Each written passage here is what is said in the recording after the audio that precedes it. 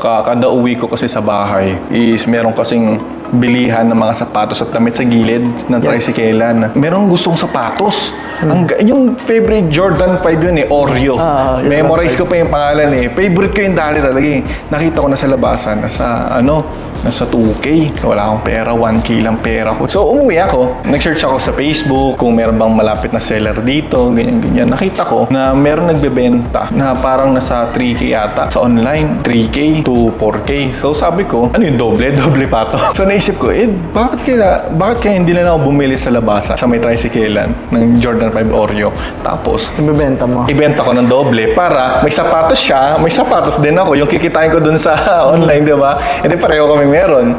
So, yun yung ginawa ko. Ang ginawa ko, payment first method. Kung gusto niyo Jordan 5 Oreo, bigyan niyo akong 4K. O yung 4K pambili ko, 2 Jordan na. O sa yung isang Jordan, sa akin isang Jordan. Doon na nagsimula hanggang naging negosyo ko na siya. Hanggang napunta na sa damit, sa bag, etc.